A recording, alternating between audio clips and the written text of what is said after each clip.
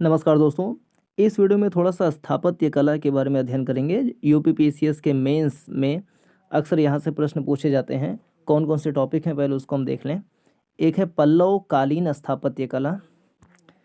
पल्लव कालीन स्थापत्य कला में 4 शैली है: महेंद्र वर्मन शैली, नरसिंह वर्मन शैली और राजसिंह शैली। 3 दिया हुआ है तो 3 शैली पढ़ लेंगे। फिर चालुक्यकालीन स्थापत्य कला है। जो पल्लव कालीन स्थापत्य कला है उसी के विकास होते होते जाकर के चोल वास्तुकला का विकास हुआ, द्रविड़ शैली का विकास हुआ। और चालुक्यकालीन स्थापत्य कला के आधार पे ही, उसी के संरचनात्मक आधार पर जाके विकसित हुआ बेसर शैली, जिसमें विजयनगर साम्राज्य के राजाओं ने कुछ इमारत बनवाई। फिर हम कह रहे हैं कि विजयनगर साम्राज्य, होयसल जो साम्राज्य है, उन्होंने कुछ मंदिर वगैरह बनवाए। वो चालुक्यकालीन स्थापत्य के आधार पे ही होयसल राजवंश और विजयनगर साम्राज्य की कुछ मंदिर बने। इसमें लिखा भी हुआ ना कि चालुक्य स्थापत्य का आधार भी द्रविड़ शैली ने ही निर्मित कर दिया, परंतु इस पर नागर शैली का भी प्रभाव देखा जा सकता है। तो चालुक्यकालीन स्थापत्य का आधार द्रविड़ शैली ने भी विकसित किया, लेकिन नागर शैली का भी विकास देखा जाता है। इसलिए नई प्रकार की एक बेसर शैली का विकास हुआ। इसके बारे में पढ़ेंगे आगे। बेसर शैली लिखा भी हुआ है।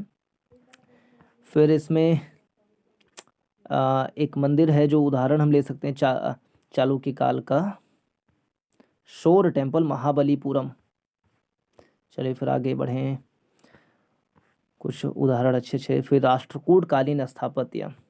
राष्ट्रकूट पता है कि दक्कन के क्षेत्र में इनका वो था, मुख्य रूप से महाराष्ट्र के औरंगाबाद में एलोरा एलिफेंटा की गुफाओं में कुछ रॉक कट आर्किटेक्चर बने थे, उसी के बारे में इसमें पढ़ना है। जैसे यहाँ देखें, कैलाश मंदिर, ये राष्ट्रकूट काल का स्थापत्य है जो रॉक कट आर्किटेक्चर है, शैलकृत स्थापत्य कह लें इसको। फिर एलोरा का कैलाश मंदिर, ये एलोरा का कैलाश मंदिर है। तो एलोरा के कैलाश मंदिर को राष्ट्रकूटों ने बनवाया, जो कि द्रविड़ शैली का मंदिर माना जाता है। इसके बारे में भी पढ़ेंगे आगे, ये टॉपिक है। होयसल शासकों का स्थापत्य। तो होयसल शासक पढ़े आगे कि चालुक्यकालीन स्थापत्य ने जो बेसर शैली का निर्माण किया, जिसमें देखिए पहले पल्लवों ने द्रविड़ शैली का आधार निर्माण किया, जिस पे आगे चोलों ने विकास किया अच्छे से। फिर वही द्रविड़ शैली के विकास का आधार जब तैयार हो रहा था तो उसी ने चालुक्यकालीन स्थापत्य को भी प्रेरणा दी। लेकिन चालुक्य स्थापत्य में नागर शैली की भी विशेषताएं जोड़ी गईं, जिससे वो मिश्रित रूप में बेसर शैली, एक नई प्रकार की शैली विकसित हुई, जिसके आधार पे बाद में चालुक्य और राष्ट्रकूटों ने भी होयसल और राष्ट्रकूटों ने भी संरचनाएं बनवाई। तो वही होयसल यहाँ देखेंगे लिखा हुआ ना, कर्नाटक द्रविड़ कला कहा जाता है। कर्नाटक में विकसित हुआ था। और द्रविड़ कला, इसमें ऐहोल, बादामी, पट्टदकल, ये सब स्थान हैं जहाँ बने थे। चिन्ना केशव मंदिर, बेलूर का चिन्ना केशव मंदिर इसका उदाहरण है। हैलेबिड का होयसलेश्वर मंदिर उदाहरण है। इसकी क्या विशेषता है ये भी हम देखेंगे कि गर्भगृह, अंतराल, स्तंभ युक्त, जो स्तंभ हैं वो नागर शैली की विशेषता है।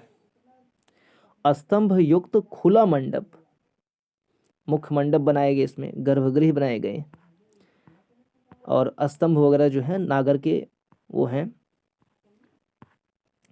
फिर बुंदेलखंड का स्थापत्य, इसको देखेंगे। जो नागर शैली है उसमें एक बुंदेलखंड भी आता है। खजुराहो उपशैली भी कहते हैं इसको। चंदेल शासकों ने इसका निर्माण करवाया था, इसको देखेंगे। ठीक है, नागर शैली की विशेषताएं पाई जाती हैं खजुराहो के मंदिर में।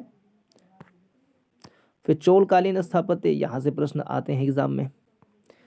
चोल कालीन जो द्रविड़ स्थापत्य का उदाहरण है। मंदिर निर्माण में जिस द्रविड़ शैली का आरंभ पल्लवों के काल में हुआ, चोल नरेशों के काल में उसका अत्यधिक विकास हुआ। तो वही चोल कालीन स्थापत्य का जो बेस है, आधार है, उसको पल्लवों ने निर्मित किया था। चोल शिल्पियों ने चट्टान से काटकर बनाए गए मंदिरों की प्रणाली को छोड़कर स्वतंत्र रूप से मंदिर बनाने पर ध्यान केंद्रित किया?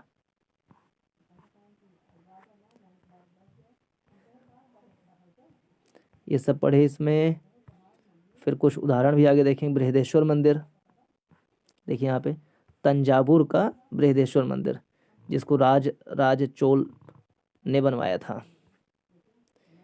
तो इस प्रकार से ये पूरा टॉपिक है जिसका अध्ययन करना है। जितना इसमें हो पाएगा, नहीं तो सेकंड वीडियो में इसको और आगे कंटिन्यू करेंगे। पहले गुप्तोत्तरकालीन स्थापत्य, ये सब जो है गुप्तोत्तरकालीन स्थापत्य हैं। मंदिर निर्माण की जो शुरुआत है वो गुप्त काल से अच्छे से शुरू होती है। नागर शैली का विकास भी गुप्त काल से शुरू होता है। ईंट से निर्मित मंदिर बनाए गए गुप्त काल में, जो भीतरगांव का, कानपुर में भीतरगांव का मंदिर है।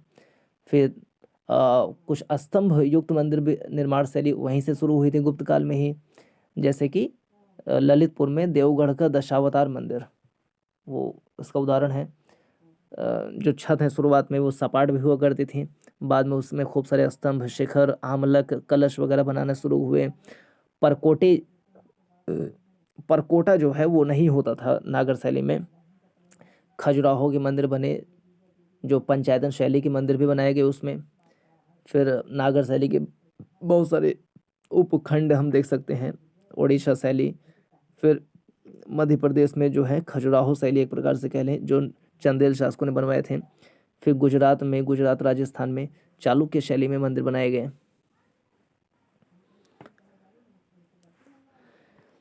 फिर गुप्त काल के बाद में नागर शैली का विकास जब हो गया अच्छे से, तो गुप्तोत्तरकालीन स्थापत्य, पूरा विंध्य के दक्षिण में इसका विकास अच्छे से हुआ। बहुत इंपॉर्टेंट है पल्लव कालीन स्थापत्य, शुरुआत में ही यहीं से शुरुआत होती है। पल्लव कालीन स्थापत्य जो है, देखो पल्लव कालीन स्थापत्य दक्षिण भारत में इसका विकास हुआ, जहाँ पे चट्टानें थी, पहाड़ियाँ थी, उनको काट करके, तराश करके उसको, कई बार ऐसा है कि पूरा चट्टान खड़ा हुआ है, उसी को तराश करके बना दिया, चट्टानों को काट करके बना दिया, बाकी संरचना खड़ी है। और कुछ है चट्टानों को तराश कर बनाए गए, कि सारा पहाड़ ही उड़ा दिया, केवल जो हिस्सा मुझको चाहिए था उसको हम तराश करके बना लिए, बाकी हिस्सा तराश करके निकाल दिए बाहर, पहाड़े ख़त्म कर दिए। इस प्रकार से भी स्थापत्य बनाए गए। पल्लव काल में कुछ स्वतंत्र इमारतें भी बनाई गई, लेकिन स्वतंत्र इमारतों का अच्छे से विकास हुआ चोल काल में।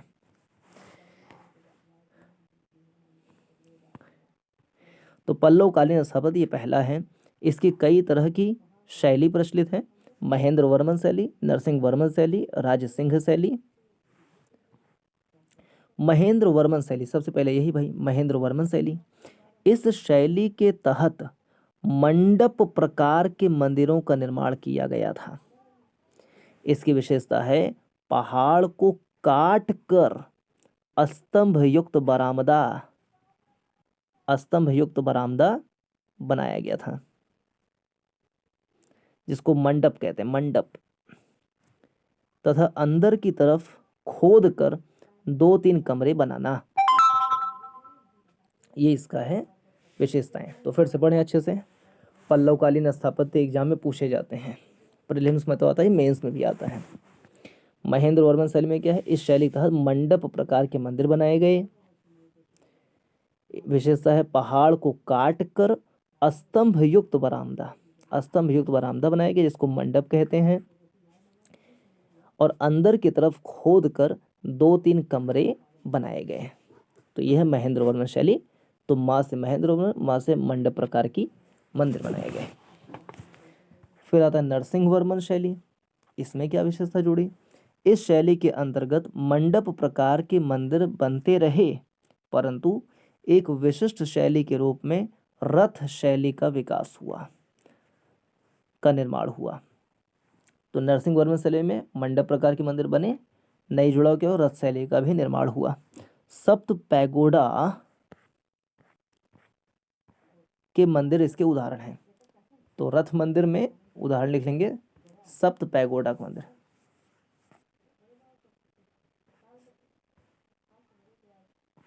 सप्त पैगोडा का मंदिर, ये मंदिर महाबलीपुरम में निर्मित है। सप्त पैगोडा का मंदिर किसने बनवाया, नरसिंह वर्मन शैली में निर्माण हुआ है, सप्त पैगोडा मंदिर का महाबलीपुरम में है और 7वीं से 8वीं सदी में बनाया गया। इसके अंतर्गत 8 रथ बनवाए गए। तो महाबलीपुरम का सप्त पैगोडा या महाबलीपुरम का शोर मंदिर कहते हैं ना, देखिए महाबलीपुरम का शोर मंदिर।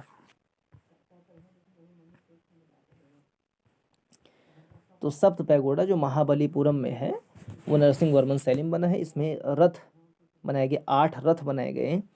कौन से रथ? कुछ 4 वही पांडव वाले, अर्जुन, भीम, नकुल, सहदेव, युधिष्ठिर। तो अर्जुन है क्या इसमें? अर्जुन रथ। भीम है क्या? भीम रथ। नकुल सहदेव रथ। अर्जुन, भीम, नकुल, सहदेव, युधिष्ठिर रथ, 5 ये हो गए। फिर एक है द्रौपदी रथ, गणेश रथ। तो यहाँ 4 हुए थे, 5 6, द्रौपदी रथ, गणेश रथ। एक है पिडारी रथ, एक वलय कुट्टम रथ। क्या? वलय कुट्टम रथ, वलय कुट्टम रथ, वलय कुट्टम रथ। तो ये हो गया नरसिंह वर्मन शैली। उल्लेखनीय है कि ऊपर्युक्त दोनों शैलियों में पहाड़ को काट कर मंदिर बनाए जाते रहे। अब है राज सिंह शैली। पहले महेंद्र वर्मन शैली, मंडप प्रकार के मंदिर, पहाड़ को काट करके बनाया गया। उसमें जो है स्तंभ युक्त शिखर भी, मतलब स्तंभ युक्त मंडप बनाए गए। फिर हम उसमें देखते हैं कि चट्टान को खोद करके 2-3 कमरे बनाए गए। वो है महेंद्र वर्मन शैली। फिर नरसिंह वर्मन शैली में मंडप प्रकार के मंदिर बनते रहे, साथ में रथ शैली के मंदिर भी बनाए गए। उदाहरण सप्त पैगोडा, महाबलीपुरम में सप्त पैगोडा मंदिर, जिसमें 8 रथ हैं। उनके नाम खटाखट लिख दिए, 4-5 लाइन भर गया, एक पैराग्राफ कंप्लीट हो जाएगा।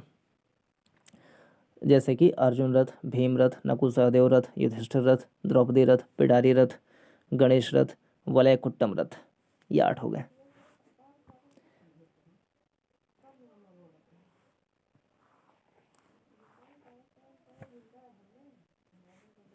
राज सिंह शैली।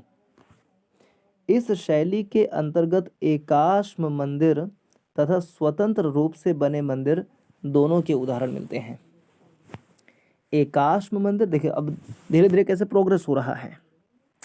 महेंद्र वर्मन शैली में मंडप प्रकार के मंदिर जो पहाड़ों को काट कर बनाए गए। नरसिंह वर्मन शैली में मंडप प्रकार के मंदिर बने, साथ में रथ प्रकार की शैली जुड़े। फिर राजसिंह शैली में एकाश्म मंदिर तो बने, यानी पत्थरों को काट कर तराश कर मंदिर तो बनाए गए, तथा स्वतंत्र रूप से बने मंदिर दोनों के उदाहरण मिलते हैं। और जब चोल आ जाएगा तो स्वतंत्र रूप से बने मंदिर जो है अच्छे प्रकार से स्थापित हो जाएगी। इसमें क्या है? कैलाशनाथ मंदिर एकाश्म मंदिर के उदाहरण है, तो महाबलीपुरम का तटीय मंदिर स्वतंत्र रूप से बनाए गए मंदिर का उदाहरण है। ये दोनों राजसिंह शैली में बनाए गए हैं। मंडप प्रकार के मंदिर में कोई उदाहरण तो ऐसा लिखा ही नहीं था। फिर नरसिंह वर्मन शैली में जो है मंडप के साथ में रथ शैली जुड़ी, जिसमें सप्त पैगोडा हम देखें, उसमें 8 रथ, महाबलीपुरम में उसमें 8 रथ थे, उनके नाम देख लिए। राजसिंह शैली में एकाश्म मंदिर बने, साथ में स्वतंत्र रूप से मंदिर बनाए गए, दोनों के उदाहरण मिलते हैं। उदाहरण देते हैं, एकाश्म मंदिर में कैलाशनाथ का मंदिर और महाबलीपुरम का तटीय मंदिर जो है वो स्वतंत्र रूप से बनाए गए मंदिर का उदाहरण है। महाबलीपुरम के तटीय मंदिर के में मंडप, विमान, शिखर का विकास द्रविड़ शैली की आधारभूत विशेषता है। तो महाबलीपुरम के तटीय मंदिर में क्या क्या मिला है? मंडप मिला है, विमान मिले हैं, विमान, शिखर मिला है, और ये तीनों प्रमुख विशेषता है द्रविड़ शैली की। तो द्रविड़ शैली की आधारभूत विशेषता हमको दिखती है महाबलीपुरम के तटीय मंदिर में, जो राजसिंह शैली में बनाए गए थे। अब चालुक्यकालीन स्थापत्य आएगा इसमें, इसको हम देखेंगे नेक्स्ट वीडियो में। इसमें इतना ही। नमस्कार, जय हिंद।